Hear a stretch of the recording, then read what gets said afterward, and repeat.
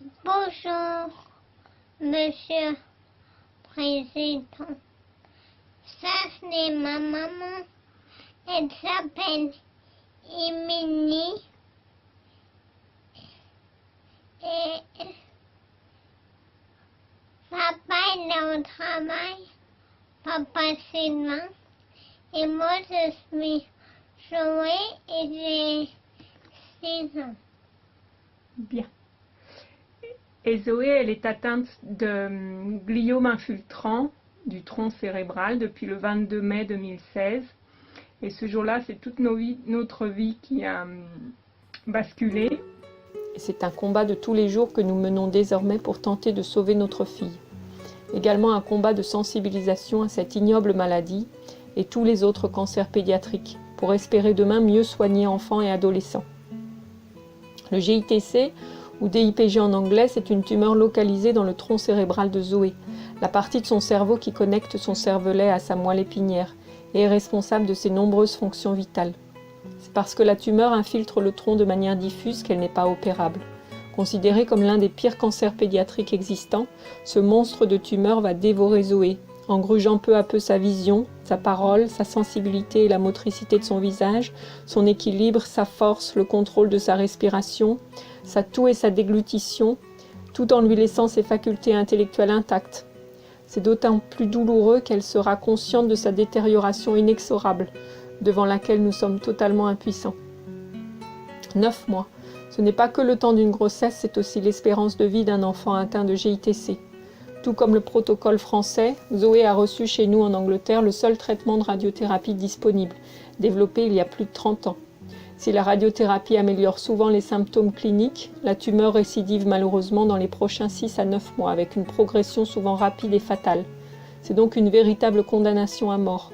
Rentrez chez vous, profitez et créez des souvenirs, chers parents. Ces mots de nos docteurs résonnent toujours. 0, c'est le nombre de survivants au GITC. La fille de Neil Armstrong mourait déjà en 1962 de GITC. Aucun progrès côté recherche, GITC depuis, et donc toujours aucun remède en 2017. Le GITC reste incurable. 50, c'est le nombre d'enfants GITC qui partent chaque année par pays. 24, le nombre d'enfants GITC partis rien que ce mois d'octobre, plus tous ceux qui ne sont pas sur les réseaux sociaux. Si le GITC reste rare pour la médecine, il n'est en fait que rarement évoqué, et seules les familles qui y sont confrontées connaissent son existence. Il n'est certainement pas rare pour nous, familles, dont il est devenu le quotidien et hante nos vies à jamais.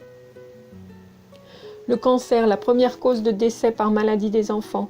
Quelle n'a donc pas été notre stupeur et incompréhension le 22 octobre, suite au rejet de l'amendement dans le cadre du projet de loi des finances 2018, l'amendement qui visait à allouer 20 millions d'euros par an en faveur de la recherche sur les cancers et leucémies des enfants. Largement soutenu par plus de 60 associations, plus de 100 chercheurs, d'oncologues, cliniciens, co-rédacteurs et co-signataires du manifeste www.grandirsanscancer.com, cet amendement n'aurait pourtant pas créé de nouvel impôt ni réduit le budget d'une autre cause importante.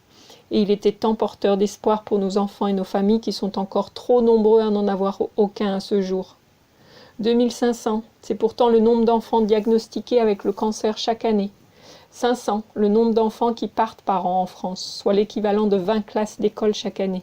Ce sont donc de bien tristes constats que ceux du déni et de l'ignorance de nos représentants devant cette réalité déchirante des cancers pédiatriques, avec un nombre de décès d'enfants touchés par cette maladie qui ne recule plus depuis une quinzaine d'années. Dites-moi comment faire, Monsieur le Président, pour vous faire prendre conscience à vous tous, décideurs politiques, de l'urgence à s'engager et mettre en place des mesures pour financer et développer correctement la recherche en oncologie pédiatrique. La situation du GITC sans aucun espoir de guérison n'est-elle pas suffisamment préoccupante pour justifier plus de soutien financier à la recherche et plus d'aide à nos familles? Zoé ayant reçu le maximum de radiothérapie recommandée en juin dernier, il nous fallait trouver autre chose pour tenter de stopper la progression de sa tumeur et ainsi prolonger sa vie, tout en maintenant sa qualité de vie. C'est uniquement grâce aux réseaux sociaux et à une page de portée mondiale de sensibilisation au GITC que nous avons découvert les traitements prometteurs d'une dizaine de chimiothérapies intra-artérielles, 10 000 € chacune, combinées à 4 immunothérapies, 15 000 € chacune, et près de 4 000 € de frais d'hôpitaux et d'IRM pour chaque intervention.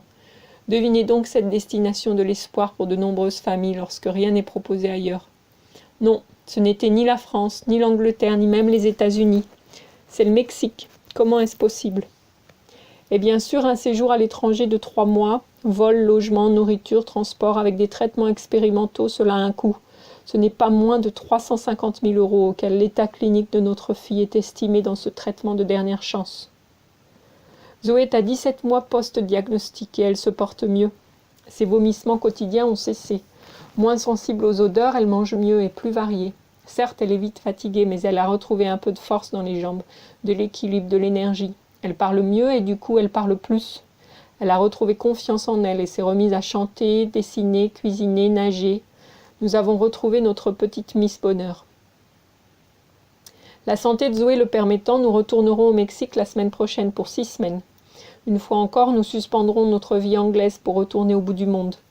Nous aimons pourtant tant l'école cette année. La moindre complication et nous passerons certainement Noël là-bas, loin de notre famille. Alors qu'on pourrait avoir la même chose chez nous en Europe, avec plus de moyens et très certainement plus de volonté.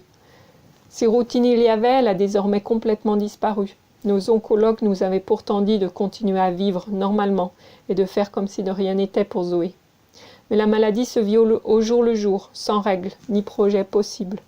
On évite de trop réfléchir, on avance comme on peut, tant qu'on peut, et en tant que tel, on survit. Car vivre dans de telles circonstances, et loin de chez soi, est une vraie torture. Nous, parents, ne supportons plus donc la réaction de nos oncologues, qui nous récitent leur jargon et n'ont rien à nous proposer en dehors de leur protocole, en évoquant systématiquement l'excuse du manque de statistiques de réussite. Nous en avons assez de devoir vous rappeler à vous, qui êtes censés nous représenter, les statistiques du cancer, mais également votre devoir d'aider nos enfants. Assez de devoir faire nous-mêmes tout le travail de recherche pour trouver un traitement adéquat au cancer de notre enfant. Assez de devoir endosser les rôles de représentants, agents marketing, chercheurs, comptables, journalistes, conseillers aux autres familles GITC, pour nous autofinancer et sensibiliser à notre cause. Soit dit en passant qu'une solidarité incroyable s'est opérée autour de nous et que notre association Princesse Zoé fait un travail de mobilisation, de récolte de dons et de sensibilisation incroyable. Le rôle de parent d'enfant atteint d'un cancer est déjà suffisamment prenant et éprouvant en lui-même. Nous sommes éreintés de toutes ces nuits blanches, de ces décisions difficiles à prendre, de tout cet argent à récolter pour financer nos espoirs, de cette absence de l'État et récemment de toute cette incohérence. Faudrait-il qu'entre 2 voyages, vous veniez partager notre quotidien et vous rendre compte du rythme au ralenti auquel nous vivons autour de Zoé et du travail d'adaptation qu'il nous faut faire régulièrement? Faudrait-il que vous, Monsieur le Président, ou l'un de vos proches, vous retrouviez dans la même situation que la nôtre pour faire avancer les choses? Si vous, décideurs politiques, mettiez autant d'énergie et de ferveur à défendre la cause de nos enfants malades que vous avez déployé pour vos campagnes électorales, nous, parents déjà malheureux et quelque peu dépités, pourrions ainsi nous consacrer pleinement à nos enfants et vivre le meilleur du pire à leur côté.